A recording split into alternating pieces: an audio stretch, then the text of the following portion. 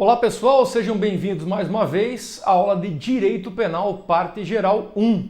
Hoje nós vamos tratar sobre o tema fontes do direito penal. Nós já abordamos a parte introdutória, falamos dos princípios basilares do direito penal e agora chegamos na parte das fontes. Preste atenção, papel e caneta na mão, para uma série de informações que eu vou passar para vocês. Fontes do direito penal praticamente vem da seguinte pergunta: de onde vem o direito penal? Né? E nós podemos destacar para vocês que o direito penal pode surgir de 4 lugares diferentes. Ele pode vir sim dos costumes, daí então o chamado direito consuetudinário, e pode vir da jurisprudência, e a jurisprudência você pode anotar aí, são os julgados pelos tribunais de justiça, pelos tribunais superiores. Um fórum, quando tem um juiz, ele dá uma sentença. Essa sentença também é chamada no termo jurídico de decisão monocrática. Quando eu recorro ao Tribunal de Justiça de um Estado, ao Superior Tribunal de Justiça ou ao Supremo Tribunal Federal, e lá existem decisões colegiadas e não mais monocráticas, e sim colegiadas, com número inclusive maiores de envolvidos, nós temos julgados e decisões que vão batendo sempre à porta daquele tribunal, e aquele tribunal então vai criando jurisprudência. E da jurisprudência também surgem entendimentos relativos ao direito penal. Além disso, nós temos as doutrinas. Um exemplo de doutrina é a do André Stephan, que nós estamos utilizando como base para as nossas aulas. Ou seja, o que é o doutrinador? É o cientista jurídico. É aquele que estuda a norma, utiliza-se da dogmática, da política criminal, da própria criminologia, estudando a norma através da dogmática penal e escrevendo livros sobre isso. Eles são os doutrinadores. E, por fim, mas por óbvio não de só menos importância, a lei, que é a fonte primária do direito penal, certo? Agora eu quero que vocês compreendam o seguinte comigo. Anota no teu papel ali o seguinte: norma e lei penal. Norma e lei penal. Tá? Eu vou explicar um conceito doutrinário e depois vou explicar de maneira mais clara para vocês. A lei penal é o modo de exteriorização da norma. A lei penal é o modo de exteriorização da norma, sendo a lei penal formal a fonte primária normativa. Professor, eu não entendi. É simples, tá? A norma, ela tá ligada mais ao lado, eu vou colocar assim para ficar fácil de entender, mais ao lado intencional, mais ao lado espiritual.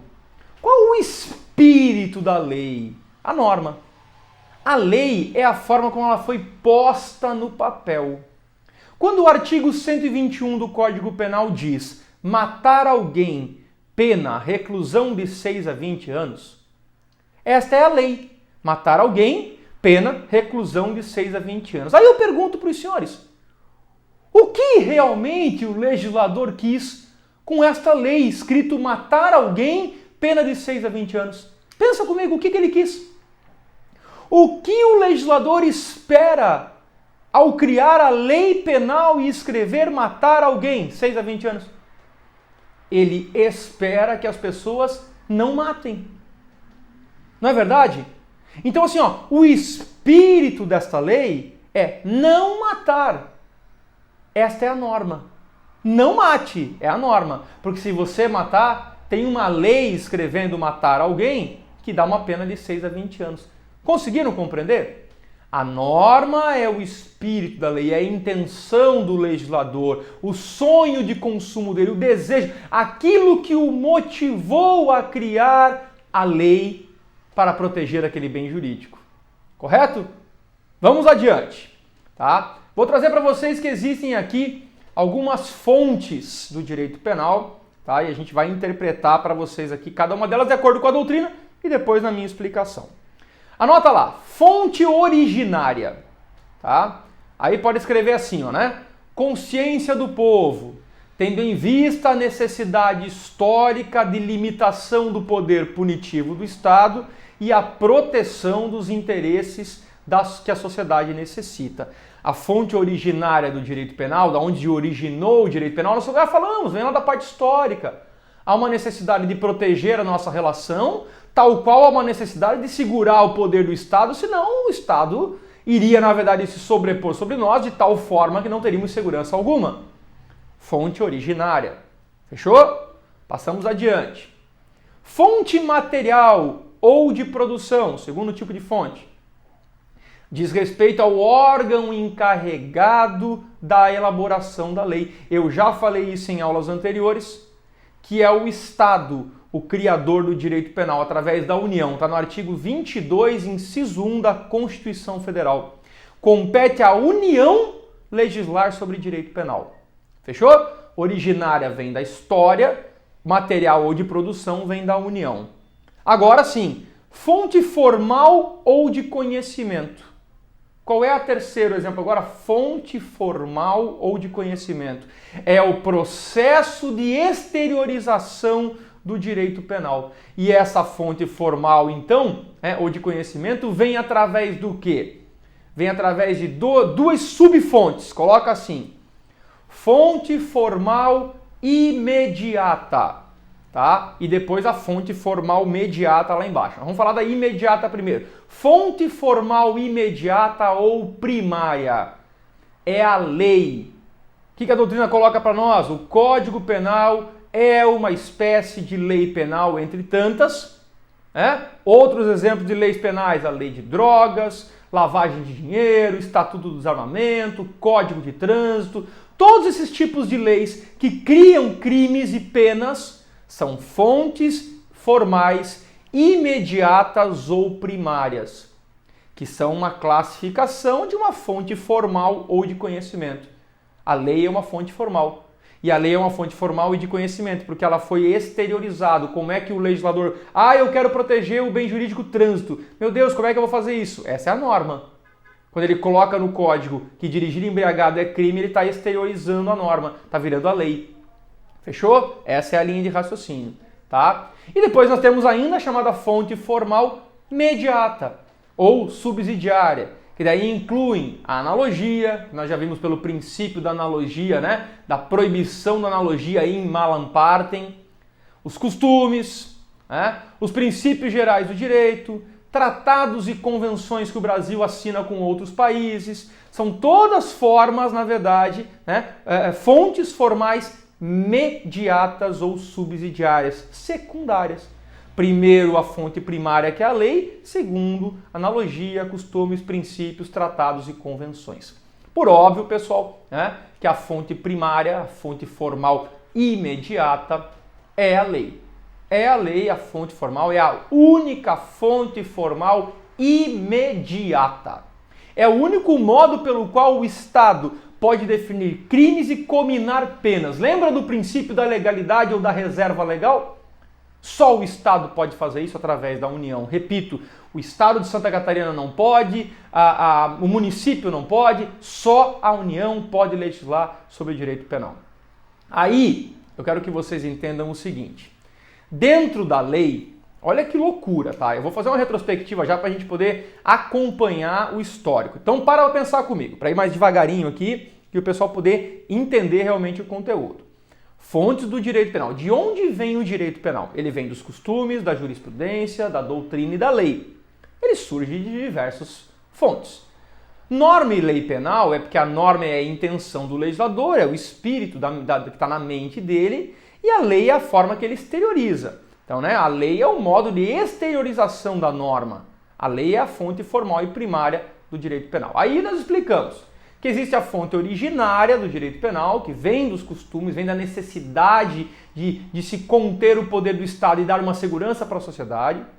A fonte material ou de produção é da onde? Quem escreve a lei penal? A União, ela é a competente para proteger os nossos direitos.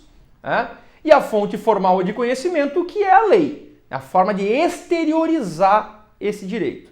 E aí como é que eu exteriorizo isso? Através da fonte formal imediata ou primária, que é a lei. Somente a lei cria crimes e penas, certo? As fontes formais mediatas ou secundárias, por que elas são secundárias? Porque uma analogia, um costume, um princípio, um tratado ou uma convenção pode impulsionar o legislador a criar uma lei. Eu quero que vocês entendam que a fonte formal mediata ou secundária, ela não cria o direito penal, mas ela me dá a alternativa, porque se um costume mudou e eu, o legislador, acho que tem que criar uma norma, então eu, o legislador, deputado federal ou senador, através da União, crio uma lei penal e essa lei penal é a fonte primária, certo? A imediata primária cria a lei. Perceberam? Conseguiram compreender esse cenário? Bom, aí nós estávamos falando que a lei é a única fonte, né, formal imediata. Essa é a lei, é a fonte formal imediata. E eu quero explicar para vocês que existem duas situações dentro de cada artigo de lei que você vai estudar a partir do artigo 121. O Código Penal começa, né, na parte especial com os crimes contra a vida, do 121 ao 361. São todos os crimes. E não só no Código Penal. Lembra? Toda legislação esparsa que trata de crimes também tem crimes e penas. E eu quero só que você entenda o seguinte, que todo tipo penal vai ser dividido em duas partes. A primeira parte vai se chamar preceito primário. Preceito primário. E a segunda parte vai se chamar preceito secundário. O preceito primário é o crime. O preceito secundário é a pena. Matar alguém, preceito primário. 6 a 20 anos, preceito secundário. Subtrair coisa alheia móvel para si ou para outrem, preceito primário. Reclusão de 1 a 4 anos, preceito secundário. Constranger alguém mediante violência ou grave ameaça a praticar consigo conjunção carnal ou qualquer outro ato libidinoso diverso desta, preceito primário. Reclusão, 6 a 10 anos, preceito secundário. Fechou? Bom, feito isso, a gente vai trazer algumas características das normas. Tá? A norma penal, ela traz algumas características, aí depois, na nossa próxima aula, a gente trata das formas de classificação, mas só para a gente poder entender. A norma penal, ela pode ter 5 características. Tá? Ela pode ser imperativa, certo? De imperar, de sobrepor sobre outras normas. Exclusiva, tá? A norma penal ela tem uma característica, ela é imperativa, ela é exclusiva. Ela é geral, não é que ela pode, tá? Ela tem 5 características. Ela é geral, então ela é imperativa, ela está impondo a situação. Ela é exclusiva, só ela trata desse assunto. Ela é geral, cuida que a prova, pode aparecer o termo erga omnes. Erga, E-R-G-A, erga omnes, O-M-N-E-S, que significa geral, significa para todos. A norma penal é imperativa, exclusiva e geral, ou erga omnes. Ela é impessoal e abstrata. Impessoal, ela não está tratando de você, João, nem de você, Maria, ela está tratando de qualquer pessoa. E ela é abstrata, porque matar alguém, subtrair coisa alheia móvel, não está dizendo exatamente o quê. Ela é abstrata. E ela é sempre para fatos futuros. Lembra? Princípio da anterioridade, certo? Baseado no princípio da irretroatividade. Ela só serve, ela tem que ser publicada ontem para valer para atos futuros. Perfeito? Então assim, essa primeira abordagem nossa dessa aula sobre fontes do direito penal é para mostrar, na verdade, de onde vêm as normas, de onde vêm as leis. As leis vêm das normas que são as intenções dos legisladores, o espírito da lei. A intenção dele era aquela, a forma de exteriorizar é um meio, obviamente, de chegar ao conhecimento do cidadão. Tá bom? No nosso próximo encontro, nós vamos tratar sobre as formas de classificação das normas, tá? Aí nós vamos mostrar como é que elas funcionam, como é que elas deixam de funcionar, até chegar numa temática nova chamada norma penal em branco, que cai muito em concurso público. Tá bom? Bons estudos e até o nosso próximo encontro.